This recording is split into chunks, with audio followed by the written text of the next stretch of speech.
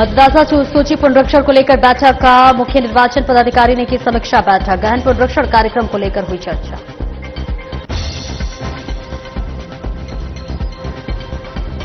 धनबाद में व्यापारी से हुई लूटकांड का विरोध। लूटकांड के विरोध में बंद रहा कृषि बाजार। धरना प्रदर्शन कर व्यापारियों ने की सुरक्षा की मांग।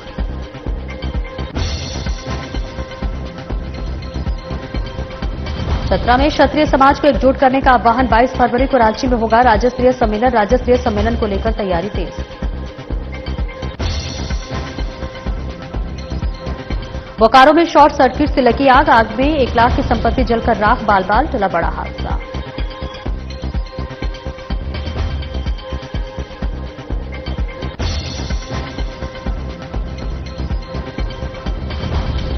चतरा में हाथियों का आतंक। हाथियों ने किसानों की फसल को किया बर्बाद। ग्रामीणों को कुचलकर उतारा मौत की घाट।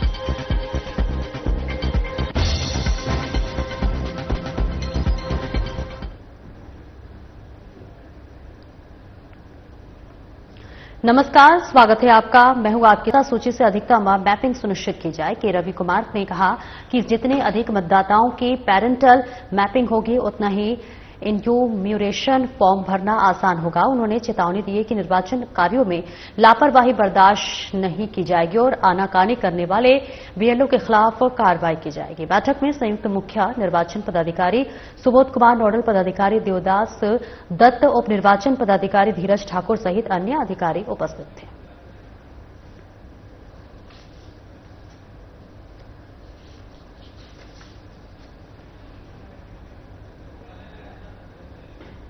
रविवार की रात धनबाद के बरवा अड्डा कृषि बाजार के पास व्यापारी से हुए लूटकांड के विरोध में सोमवार को कृषि मंडी के व्यापारियों ने विरोध प्रदर्शन किया।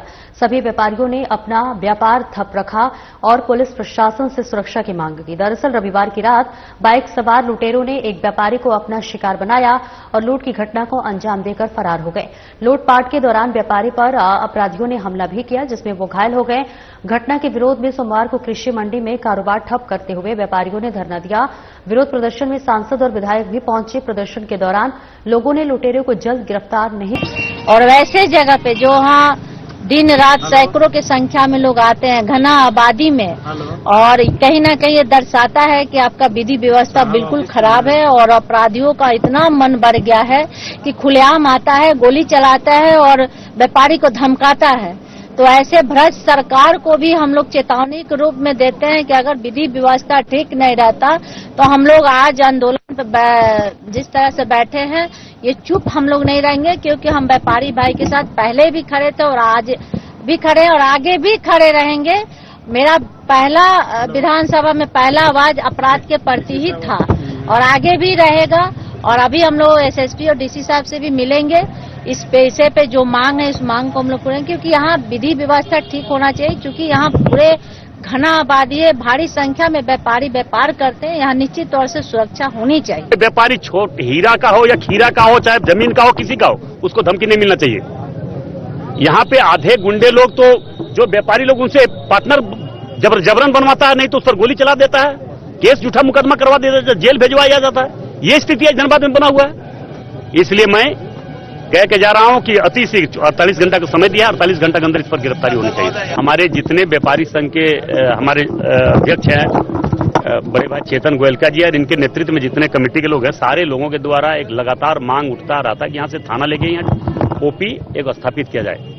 मगर जिला प्रशासन के पास, राज्य सरकार के पास सारे लोगों को लिखित, मौखिक, व्यक्तिगत रूप से मिलकर बात करने के बाद भी इस पर निर्णय नहीं लिया गया। जबकि पूरे धनबाद जिला का जितना भी खदान आपूर्ति यहीं से होता है, यहीं से सारा सामग्री जाता है और ऐसे जगहों को सुरक्षा नहीं मिले तो सुरक्षा किसको मिलेगी?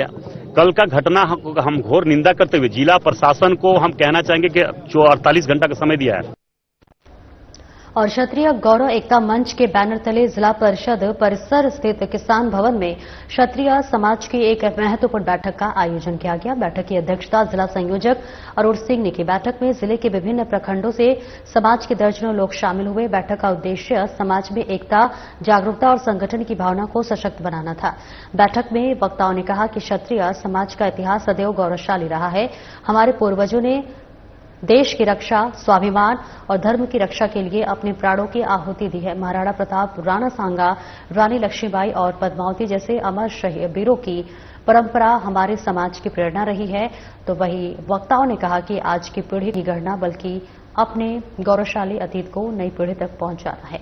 सभी ने समाज की एकता और उत्थान के लिए निरंतर प्रयास करने का संकल्प लिया। और बैठक के उपरांत क्षत्रिय गौरव एकता मंच के प्रदेश संयोजक सह पूर्व एमएलसी प्रवीण सिंह ने प्रेस वार्ता कर कहा कि राज्य के सभी जिलों में समाज की बैठकें की जा रही हैं ताकि समाज के लोगों को एक मंच पर लाया जा सके। उन्होंने बताया कि आगामी 22 फरवरी को रांची के हरमू मैदान में राज्य स्तरीय क्षत्रिय सम्मेलन का आयोजन किया जाएगा और इस सम्मेलन में समाज की समस्याओं पर चर्चा कर ठोस समाधान की दिशा में कदम उठाए जाएंगे। प्रवीण सिंह ने कहा कि क्षत्रिय समाज अब जाग रहा है। पंचायत स्तर से लेकर गांव-गांव तक संगठन को मजबूत करने की तैयारी चल रही है। उन्होंने स्पष्ट किया है कि समाज के लोगों को यह भ्रम छोड़ना होगा कि क्षत्रिय सिर्फ राजा महाराजा का वंशज है।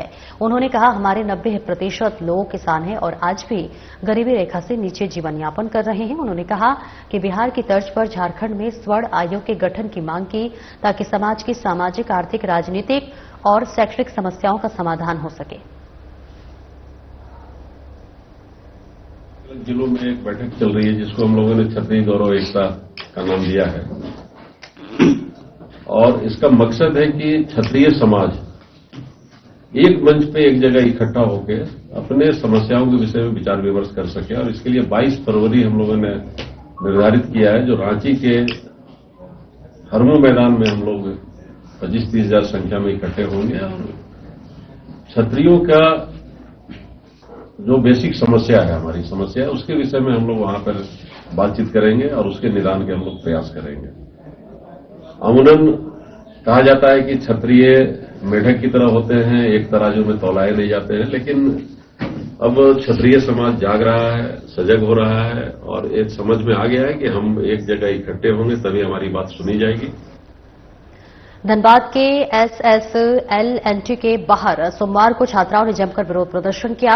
BA इंग्लिश की छात्राओं ने आरोप लगाया कि परीक्षा में सिलेबस से बाहर प्रश्न पूछे गए हैं। उन्होंने कॉलेज प्रशासन और प्रिंसिपल के खिलाफ नारेबाजी करते हुए जोरदार प्रदर्शन किया। छात्राओं का कहना है कि सिलेबस में उन्हें कंटेंट राइटिंग पढ़ाया गया था, लेकिन प्रश्न पत्र में टेक्निकल राइटिंग से प्रश्न पूछे गए हैं जो कि पूरी तरह से कोर्स से बाहर है। इससे छात्राओं में भारी नाराजगी है। परीक्षा देने आई अधिकांश छात्रों ने पेपर का बहिष्कार करते हुए बाहर निकल गई। मौके पर पहुंचे विभिन्न छात्र संगठनों के प्रतिनिधियों ने भी छात्राओं का समर्थन किया और कॉलेज प्रशासन के खिलाफ पुतला फूंका। उनका कहना था कि ये छात्रों के भविष्य के साथ खिलवाड़ है। उन्होंने मांग की कि संबंधित परीक्षा को रद्द कर दोबारा परीक्षा ली जाए ताकि किसी छात्रा का शैक्षिक नुकसान न हो। 28 बैच के हैं, सेमेस्टर 2 के इंग्लिश ऑनर्स इनका है। इन लोगों को टीचर के द्वारा इन लोगों को टीचर लोग पर्सनली बोला गया था इन लोगों को कि ये सब्जेक्ट आप लोगों को लेना है। और कोई भी बच्चा आज के डेट में एग्जाम देने जाता है, कोई रेगुलर क्लास कॉलेज में करता नहीं है, सब ट्यूशन के आधार पर पढ़ाई करके अपना एग्जाम का तैयारी करता है, ऑनलाइन तैयारी करता है। अगर बच्चा उस सिलेबस से तैयारी किया हो दादा, अगर उस सिलेबस से तैयारी करके और आउट ऑफ सिलेबस अगर क्वेश्चन आ जाता है तो इसमें बच्चा एग्जाम कैसे दे? जो बच्चे तैयारी करके गए हैं, पूरा बच्चों ने पूरा साल मेहनत किया, 6 महीना मेहनत किया, पूरा सेमेस्टर मेहनत किया जिस टॉपिक पे, जिस सब्जेक्ट पे, अगर उस सब्जेक्ट पे बच्चों का एग्जाम नहीं लिया जाता तो बच्चों के साथ भविष्य के साथ खेलना और बच्चों का भविष्य को बर्बाद करने की ये साजिश है कि बच्चे अगर कैसे एग्जाम, तो बच्चों ने एग्जाम का बहिष्कार किया है।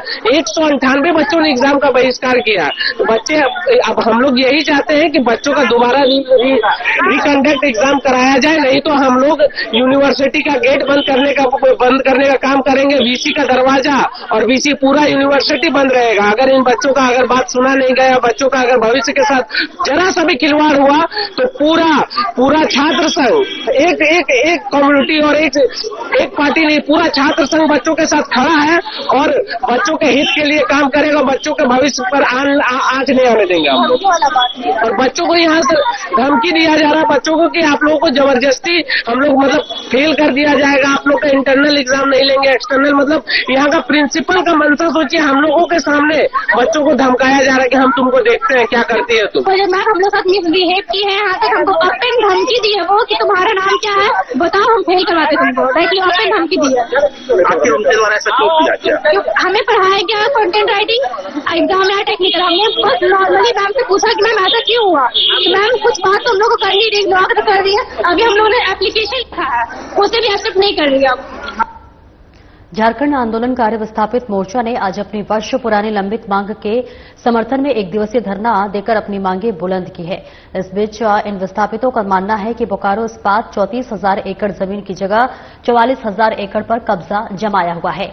उन्हें जमीन अधिग्रहण के बावजूद कईयों को पुनर्वासित नहीं किया गया है। कुल 11,000 लोगों को पुनर्वासित करना था, लेकिन सिर्फ 9,748 लोगों को पुनर्वासित किया गया है, जबकि अभी 4,406 परिवारों को पुनर्वासित किया जाना बाकी है।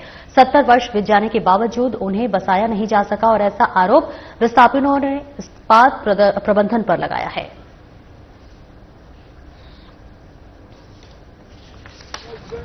विस्थापित मुद्दे को लेकर के धरना कार्यक्रम किए हैं। इसमें मुख्य मुद्दा है विस्थापितों का आज 34,000 एकड़ का जमीन बीएसएफ के निर्माण के लिए राज्य सरकार ने किया, लेकिन उसके एवज में जो नियोजन, रोजगार और पुनर्वास मिलना चाहिए विस्थापितों को, वो आज तक वंचित है। तो हम बता देना चाहते हैं कि आज जो जमीन का अधिग्रहण हुआ उसमें गिरिडीह प्रखंड से प्रभावित 9,748 लोगों को पुनर्वास दिया जाना था, लेकिन आज 70 दशक हो गए, लेकिन उसको अभी भी 4406 लोगों को अभी तक आंकड़े के अनुसार पुनर्वास नहीं दिया गया। और जिन लोगों को पुनर्वास दिया उनको प्रत्यावंटन नहीं किया गया। और यही राज्य सरकार अधिग्रहण जो किया है उसके आंकड़े के अनुसार, पंजी के आंकड़े से, परिवार पंजी के अनुसार आज भी 11,598 नौकरी विस्थापितों को अभी भी आंकड़े के अनुसार बाकी है। और बोकारो एयरपोर्ट से हवाई सेवा शुरू करने में मीट मुर्गा की दुकान बाधा उत्पन्न कर रहे हैं, जिस कारण लाइसेंस उड़ान सेवा के लिए नहीं मिल रहा है। एयरपोर्ट से सटे दुंदीबाद में स्थित मीट और मुर्गा की दुकानों को हटाने को लेकर बोकारो स्टील टीए डिपार्टमेंट ने आज एक बार फिर से कार्रवाई शुरू की है। लगभग 2 दर्जन दुकानों को हटाने के लिए संपदा न्यायालय द्वारा आदेश पारित किया गया है और इन दुकानों को सील करने के पहुंचे बोकारो स्टील के अधिकारियों को देख दुकानदारों ने विरोध करना शुरू कर दिया है। विरोध को देखते हुए कार्रवाई को फिलहाल रोक दिया गया है, लेकिन सभी दुकानों को सील करने का आदेश जारी किया गया है। मौके पर मौजूद टीए डिपार्टमेंट के डीजीएम कर्नल राजेंद्र शेखावत ने बताया है कि आज दुकानदारों को इसकी जानकारी देनी थी, साथ ही साथ दुकानों को सील भी करना था। बोकारो हवाई अड्डे से उड़ान शुरू करने में ये दुकान बाधा उत्पन्न कर रही है, जिस कारण डीजीसीए के द्वारा लाइसेंस निर्गत नहीं किया जा रहा है।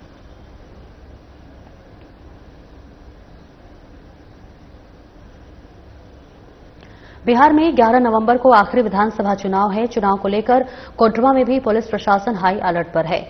वहीं इस बीच कोडरमा पुलिस को बड़ी सफलता हाथ लगी है। पुलिस ने झारखंड बिहार बॉर्डर मेघातरी चेकपोस्ट पर चेकिंग के दौरान ट्रक पर लोड भारी मात्रा में अवैध अंग्रेजी शराब बरामद की है। साथ ही चालक की गिरफ्तारी भी हुई है, जिसकी जानकारी पुलिस अधीक्षक अनुदीप सिंह ने देते हुए बताया कि चेकिंग के दौरान ट्रक को रोका गया, जिसकी जांच और तलाशी करने पर कुल 279 पेटी अवैध अंग्रेजी शराब लोड पाया गया है। शराब को बिहार ले जाया जा रहा था।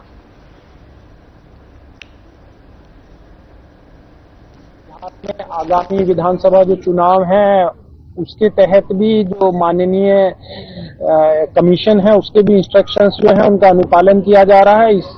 और जो हम लोगों का बॉर्डर है उसमें 4 स्पेशल चेक पोस्ट बनाई गई हैं जो निरंतर 24 घंटे काम कर रही हैं। इसी क्रम में हम लोगों को सूचना मिली थी कि रात्रि में और सुबह के समय में एक अवैध शराब से भरा हुआ ट्रक जो है वो पार होने वाला है, तो हमने अपनी सभी चेक पोस्ट को अलर्ट किया गया था और चेक पोस्ट के द्वारा जो है वो सघन चेकिंग चलाई जा रही थी। इस क्रम में वरीय पदाधिकारी जो है एसडीपीओ और इंस्पेक्टर जो है वो भी जाकर के वहां लगातार इंस्ट्रक्शंस दे रहे थे और चेकिंग की समीक्षा कर रहे थे। तो सुबह में एक अवैध शराब से भरा हुआ ट्रक जो है वो चेकिंग के दौरान पकड़ाया गया है।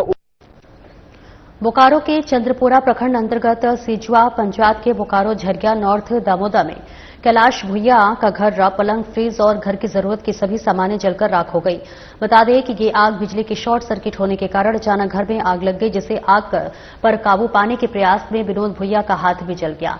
लोगों के अनुसार घर के अंदर बच्चा सोया हुआ था, जिसे बचाने के लिए करकट शीट तोड़कर बच्चों को बचाया गया, अन्यथा बड़ी अनहोनी हो सकती थी। बताया जाता है कि गृहस्वामी गुजरात में दिहाड़ी मजदूरी का काम करता है और यहां उसकी पत्नी और 2 बच्चे रहते हैं, जिनका आशियाना उजड़ गया है। अब देखना यह है कि स्थानीय प्रशासन इस गरीब की मदद किस प्रकार करता है। यार कुछ बयान तो दिए हैं अगला में, हमारा कहना है कि लाइन काट के क्या साबित करने, वो चीज मैटर है तो सामने सामने आइए ने, कागज पत्र से आइए। मैंने बोला लेते उठवा नियर की आओ, हम लोग काफी है से चल जाएंगे उठवा नियर। अरे एगो महिला इतना सीरियस हो गया, लड़का सब चल गया, एक भी लड़का नहीं, एगो लड़का था, यही बचाया है। जब वहाँ लाइन देने बोले तो लाइनमा जब दिया है तो बोल रहे किसको बोले नामे ने बताया, ऐसा लाइनमा दे दिया। वहाँ पर बैठल था, ऑफिस गई है तो वहाँ बैठल था। चतरा के टंडवा में जंगली हाथियों के झुंड का आतंक देखने को मिला है, जहां हाथियों के झुंड रविवार की आधी रात बड़गांव गांव के पतरा टोली में करीब 20 की संख्या में पहुंचे जंगली हाथियों के झुंड ने गांव के खेतों में लगे धान, सरसों, आलू, गोभी और टमाटर की फसलों को बर्बाद करने के साथ गांव के एक ग्रामीण को भी कुचलकर मौत के घाट उतार दिया। घटना के बाद ग्रामीणों में दहशत का माहौल है। घटना में मृतक व्यक्ति की पहचान गांव के 46 वर्षीय नकुल उरांव के रूप में की गई है। बताया गया है कि गांव में हाथियों के झुंड के पहुंचते ही सूचना के बाद नकुल उरांव ने घर से बाहर निकला था कि जहां अधिक कोहरे के कारण पास में खड़ा हाथी उसे दिखाई नहीं दिया। उसी दौरान हाथी ने उसे कुचलकर मौत के घाट उतार दिया।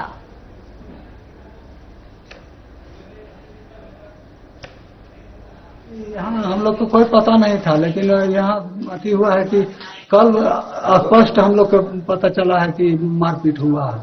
और एक बार 4 बजे के गार्जियन, लड़का के गार्जियन सजना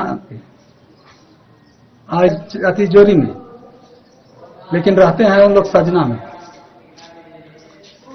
दहेज प्रथा के पहले जो है से बोल दिए कि नहीं से हम कुछ नहीं लेंगे, शादी कर दीजिए, और वो जो है से बाद में टोचन कर रहे हैं कि हमको ही दीजिए तो वो दीजिए तो वो दीजिए, मोटरसाइकिल दीजिए तो फलना दीजिए, चिलना दीजिए, एको टुम गहना नहीं दिए हैं, एको टुम जो है बासन बर्तन नहीं दिए हैं। हम कैसे रखें? बालाडीह थाना अंतर्गत बन सिमली गांव के पास रेलवे ट्रैक से बिरबल आचार्य नामक 25 वर्षीय युवक का शव बरामद किया गया है। घटना का कारण कर्ज बताया जा रहा है। वो बीएसएल प्लांट में ठेका मजदूर के रूप में काम करता था। घटना के संबंध में मृतक के पिता कार्तिक आचार्य ने बताया कि बिरबल ने कहा था कि वो प्लांट में किसी से कर्ज लिया है, यदि कर्ज के पैसे उसे नहीं मिले तो वो ट्रेन से कटकर आत्महत्या कर लेगा। पिता ने बताया कि सोमवार की सुबह शौच करने के लिए निकला था। काफी देर होने के बाद भी वो घर नहीं लौटा तो गांव वालों ने जानकारी दी कि उनके बेटे का शव रेलवे ट्रैक पर पड़ा है। इस संबंध में बालीडीह थाना के एएसआई एस मुर्मू ने बताया कि प्रथम दृष्टया से ये मामला आत्महत्या का लग रहा है।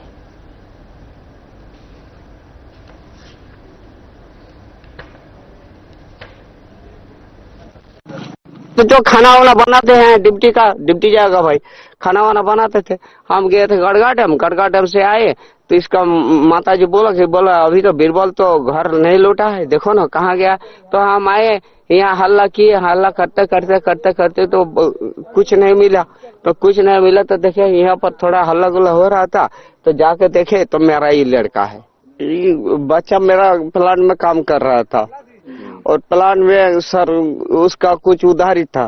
प्लांट वाला मतलब कि कैसे इसको दे दिया है। तो हमको एक दिन आया था रात 9:30 बजे, मतलब कि ये गाड़ी भी चलाता था। तो एक दिन वो बहाना करके चल गया था सर टाटा, और टाटा से रात 10 बजे इसी जगह एक बार आया था और आके हम लोग को बोला, हम लोग 2 आदमी थे घर में, तो हम लोग को बोला कि बाबा हमारा 2 लाख रुपया उधारी है। तो यहाँ पर एक बॉडी मिला है, देखने से तो लग रहा है कि ट्रेन पटरी में है तो ट्रेन से ही कट गया होगा। यही बनसिमली का ही है, 25 साल का लड़का है, बिरबल आचार्य नाम है। आज सुबह ही घर से निकला था बाथरूम करने के लिए, फिर बाद में पता चला कि यहाँ ट्रक में उसका बॉडी मिला है। क्या करता था? करता तो ये दिहाड़ी मजदूरी करते थे, काम करते थे। प्रथम दृष्टि क्या लग रहा है आप लोगों को? लग तो रहा है कि ये आत्महत्या ही है, सुसाइड है। परिजनों का क्या कहना है? उसका कहना है कि सुबह तो बोल के आया है, लेकिन कहीं उसे गलत लत भी था। नशा तो ज्यादा नहीं करता था, लेकिन कभी कभी बोलता है कि कहीं कहीं साथ उसी के डिप्रेशन में। पुलिस अभी अंत परीक्षण के लिए डेड बॉडी बन गया है, अब वो पोस्टमार्टम कराने के लिए ले जा रही है। कोडरमा थाना क्षेत्र के लोहा सिकर गांव निवासी महिला प्रीति कुमारी उम्र 21 वर्ष पति सचिन कुमार यादव की इलाज के क्रम में मृत्यु हो गई। वही घटना के बाद मृतक प्रीति कुमारी के परिजन दामाद सचिन कुमार यादव पिता मोहन यादव पर आरोप लगाते हुए कहा कि 2 लाख रुपए की राशि की मांग पूरा नहीं होने पर मारपीट कर हमारी बेटी का हत्या कर दिया। जहर खाने से मृत्यु नहीं हुई। बीते 7 मई 2025 को प्रीति का विवाह हुआ था। वही लड़की का मायके ग्राम ढाब थाव पंचायत खाड़ी प्रखंड चंदवारा बताया जा रहा है। फिलहाल एम्बुलेंस में पड़े प्रीति कुमारी के शव को छोड़कर लड़का पक्ष द्वारा भाग जाने का कोडरमा थाने में लड़की पक्ष ने जमकर हंगामा किया। कोडरमा पुलिस ने काफी समझा बुझाकर जांच कर कार्रवाई का भरोसा दिया।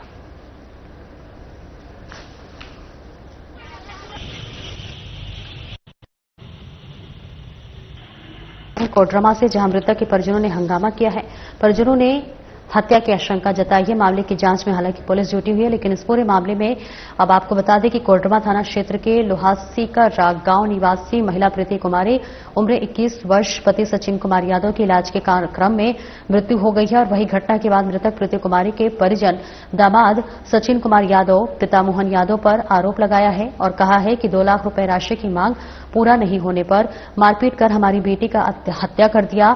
जहर खाने से मृत्यु नहीं हुई। बीते 7 मई 2025 को प्रीति का विवाह हुआ था। वही लड़की का मायके ग्राम ढाब धाम पंचायत खाड़ी प्रखंड चंदवारा बताया जा रहा है। फिलहाल एम्बुलेंस में पड़े प्रीति कुमारी के शव को छोड़कर लड़का पक्ष द्वारा भाग जाने पर कोडरमा थाने में लड़की पक्ष ने जमकर हंगामा किया।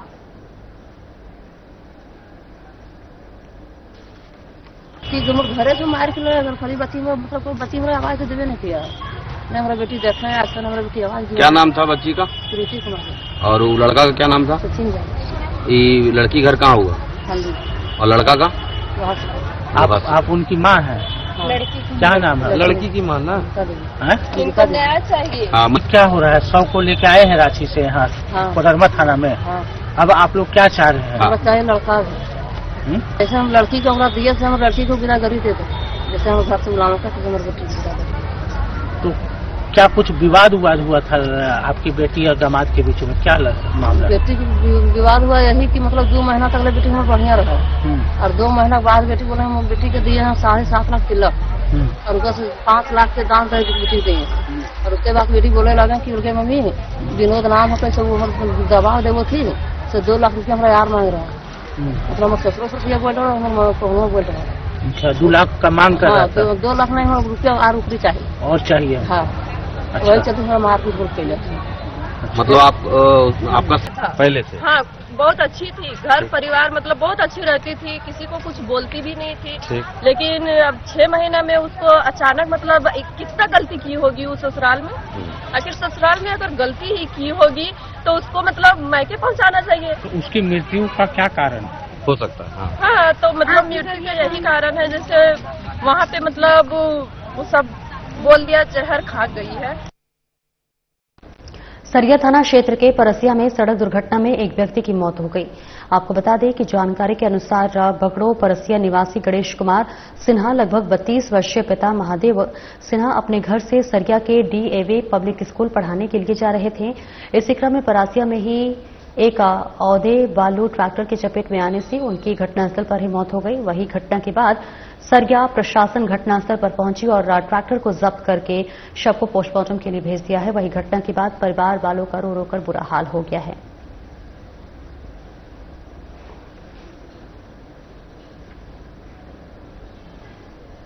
तो देखिए ये तस्वीरें हम आपको दिखा रहे हैं सरिया से, जहां सरिया थाना क्षेत्र के परासिया में सड़क दुर्घटना में एक व्यक्ति की मौत हो गई। जानकारी के अनुसार बगड़ो परासिया निवासी गणेश कुमार सिन्हा लगभग 22 वर्षीय पिता महादेव सिन्हा अपने घर से सरिया के डीएवी पब्लिक स्कूल पढ़ाने के लिए जा रहे थे। इसी क्रम में परसिया में ही एक ओहदे बालू ट्रैक्टर के चपेट में आने से उनकी घटनास्थल पर ही मौत हो गई। वहीं घटना के बाद सरिया प्रशासन घटनास्थल पर पहुंची और ट्रैक्टर को जब्त करके शव को पोस्टमार्टम के लिए भेज दिया। वहीं घटना के बाद परिवार वालों का रो रो कर बुरा हाल हो गया है। सीधी तस्वीरें आपको दिखा रहे हैं सरिया से। बड़ा हादसा, बड़ी घटना।